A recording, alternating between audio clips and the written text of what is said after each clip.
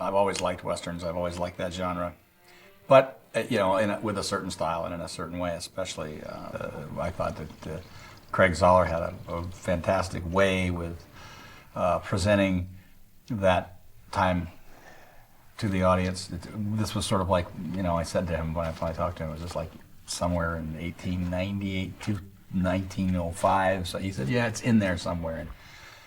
And I said, yeah, it's a great time, especially for a story like this. So that was my first exposure to it, and I responded to the screenplay right away.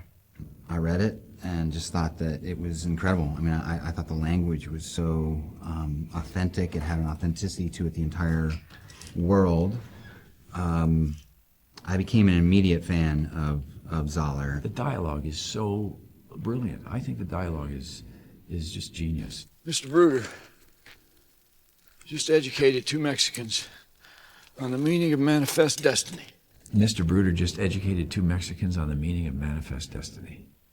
I mean, just sublime. The passion that Kurt Russell had for this script when he read it several years ago is a passion that all of us share. When I write, I am writing towards certain destinations and getting in the mindsets of the characters, and at the same time trying to give myself a curveball every single day. This morning I went out to tend to my colt, needed a new shoe. And when I got there, I saw Buford, the stable boy. He was laying there dead.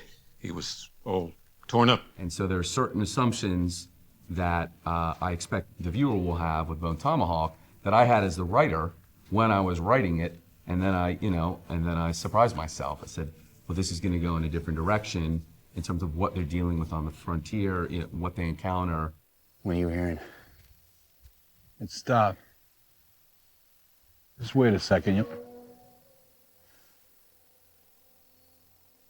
Oh, I thought I was imagining that. Well, I'm fairly certain I heard that sound back in Bright Hope on the night of the kidnapping. First of all, great scripts like this don't come around very often. And Zahler has written an unbelievably daring and bold Western and pushed the Western genre if that's possible.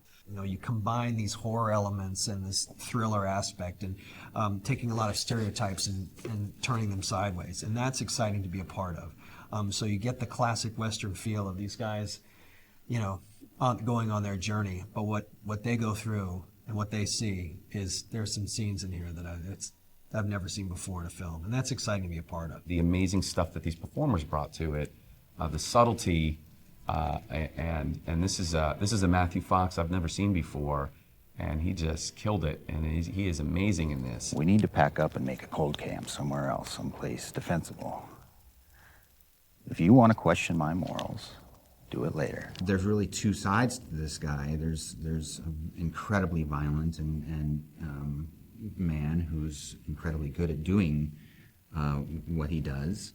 And then when he's in town and he's in a civilized place, he settles into this sort of facade of what he's all about. He's got to, as it were, being the sheriff, take the lead and take these guys on this trip, or I should say, be the one that is theoretically going to have to make the call. You're going to have to make decisions. But with someone like Matthew's character, if he doesn't like the call, there's really not much you're going to be able to do about it. I thought all these characters on the page were so developed and they all had their very clear arcs and all those things that actors look for in roles that you don't get a lot. I loved his journey. I thought that they kept, whether it was taking away his ability to walk, just taking away his, you're dealing with his physical constraints, emotional, even mental, if he's starting to take opium. I mean, he's just, I like being given a set of circumstances and obstacles, and Arthur O'Dwyer, my character, Arthur's got a ton of them. Patrick Wilson, that's a very physically challenging role, and he rose to the occasion time and time again. I don't know what your opinion is, but my wife said it was all a trick. Even when those brothers give us those magnifying glasses and we saw those fleas pull that little stagecoach right into the depot or roll those cannons, those tiny little cannons onto the battlefield. Well, I think he's genuine. He's a good man. He's a loyal man. He'd do anything for the sheriff. He's a fair man, you know. And he asks the questions that nobody else asks. And maybe people are thinking, but nobody else asks. He just, there's no filter. He just says it. It just comes out of his mouth. You know, and I think it's, you know, when he's talking about a flea circus, it's like, but it's so perfect. It's so perfect. Something nice that Richard Jenkins said, and I have so much respect for him as a performer. The first day I met him, and we were talking about the script, and he said, "These aren't characters on a page; these are effing people." I was impressed with the cinematography on this movie because most of this stuff is within 30 miles of Los Angeles, and I thought he did a fantastic job. It has an epic look to it, which is amazing, and I think that again, Craig found really good locations for us to work with. We actually figured out a way to make the entire film in essentially what is 2 locations. So we found one massive ranch outside of Los Angeles, about 90 miles away or so, and we literally shot the whole movie there except for about 5 days of the film.